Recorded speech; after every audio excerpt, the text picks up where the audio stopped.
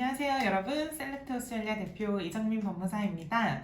자, 여러분, 오늘 영상은 어떤 영상을 찍어서 올려야 많은 분들한테 도움이 되실까 라고 진짜 제가 깊이 고민을 하다가, 또 저희가 가장 많이 받는 질문 중에 하나가 고용주 스폰서십 494-186-482 비자를 하실 때 제가 일하고 있는 회사가 스폰서십이 가능한 회사인가요? 라고 많이들 물어보세요. 자, 그래서 오늘은 고용주 스폰서십을 하시기 위해서 고용주의 조건에 대해서 한번 알아보도록 하겠습니다.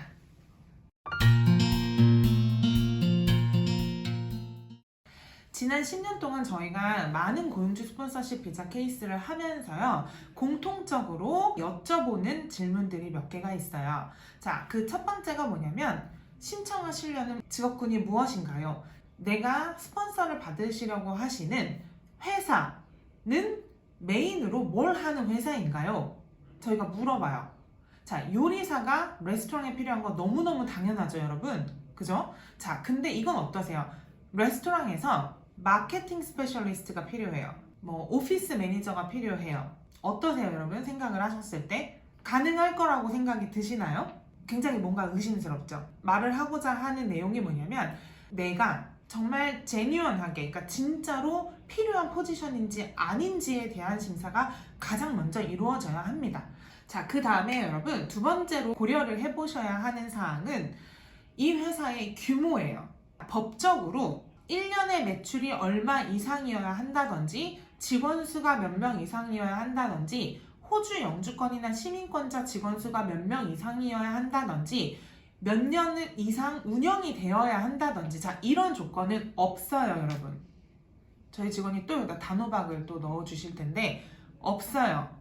가장 많이 오해를 하시는 부분 중에 하나가, 법무사님, 저희 사장님이 그러시는데 저희 회사가 1년 이상 운영이 되지 않아서 지금은 스폰서십 신청을 못한다고 합니다. 자, 사실이 아니에요, 여러분. 회사가 오늘 오픈을 해서 오늘 운영이 되기 시작만 하셔도 신청을 하실 수 있습니다.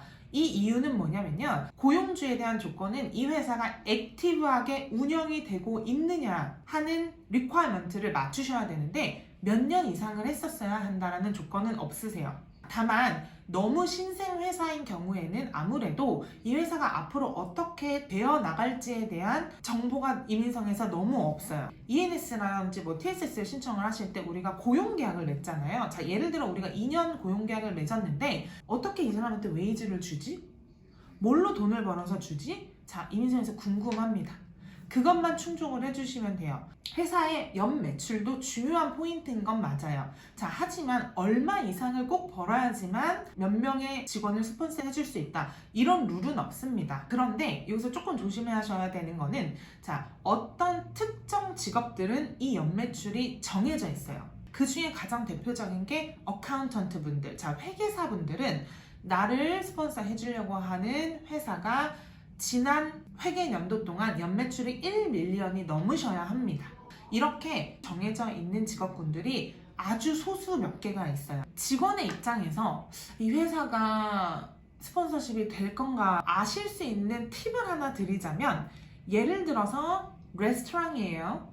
그러면 직원 수가 몇 명인지, 총 좌석 수가 몇 개인지를 생각해 보셔도 좋아요. 자, 이게 무슨 의미냐면요, 좌석 수가 많을수록 여기는 직원이 많이 필요한 거예요. 왜요? 손님이 많이 들어오니까요.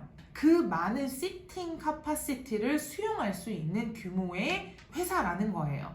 자, 그리고 두 번째로 직원 수. 수백 건의 TSS, ENS 비자를 해보면서 느낀 건, 최소 그래도 7, 8명 이상은 좀 되셔야 말이 되지 않을까라고 저희가 생각을 합니다. 자, 이유는요, 레스토랑이어야 돼요. 테이크어웨이 파스트푸드라든지 그냥 캐주얼 다이닝, 자, 이런 형태의 음식점에서는 스폰서십이 안 돼요. 사람들이 들어와서 여기서 음식을 소비하고 먹고 가는 게 되는 다이닝 레스토랑인 경우에만 비자가 되거든요. 자, 이런 경우에는 홀과 키친을 합쳤을 때 약 7, 8명 정도가 되시면 이게 말이 됩니다.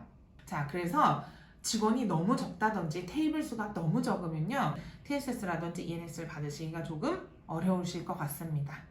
일반적으로 TSS나 ENS를 하실 때 고용주가 갖춰야 되는 조건 중에 하나는 회사가 정상적으로 돌아가고 있어야 돼요, 여러분. 무슨 말이냐면 내가 풀타임으로 주 38시간을 최소한 앞으로 한 1, 2년을 일을 하셔야 되는데 회사에 일이 없어요. 직원이 나밖에 없고요. 아니면 직원이 아예 없었어요. 이런 회사에서 내가 왜 필요한가요? 이민성도 그렇게 생각을 할 거예요. 이 회사에서 내가 정말 제뉴얼하게 필요한 사람이어야 합니다. 그래서 회사가 정상적으로 아주 건강하게 운영이 되고 있어야 합니다. 그거를 보실 수 있는 건 직원들이 여러 명이 있고요. 웨이즈가 잘 나가고 있고요. 회사가 일도 있어요. 그래서 내가 풀타임으로 일을 앞으로 몇 년 동안 하는 데 있어서 전혀 문제가 없는 회사인 경우에는 스폰서십을 받으시는데 별로 무리가 없으세요.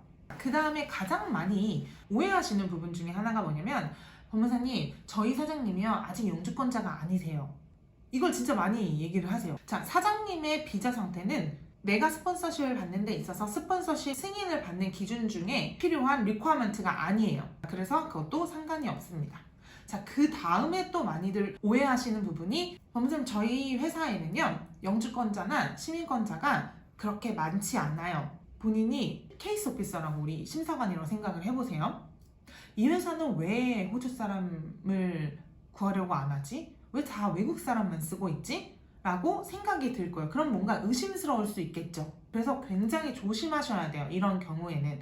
하지만 다시 말씀드릴 수 있는 건 법적으로 호주 영주권자나 시민권자의 비율이 몇 퍼센트 이상이어야 한다라는 룰은 없어요, 여러분. 다만 의심이 들 만큼 너무 TSS가 많다라든지 너무 외국 직원밖에 없는 경우에는 조금 조심하셔야 될 필요가 있습니다. 자, 여러분, 제가 오늘 이 영상을 통해서 말씀을 드리고 싶은 것은 많은 오해가 있는 부분들이 있어요. 왜냐면 이 TSS라든지 ENS 같은 고용주 스폰서십이 지난 거의 한 10년 동안 굉장히 많이 법이 바뀌어 왔습니다. 아주 세세하게. 회사가 뭐 6개월 이상 운영이 안 되면 안 돼. 뭐 1년 이상 운영이 안 되면 비자가 1년 반밖에 안 나온다든지. 자, 이런 시기가 있었어요. 근데 이것도 벌써 한 5, 6년 전 얘기입니다, 여러분.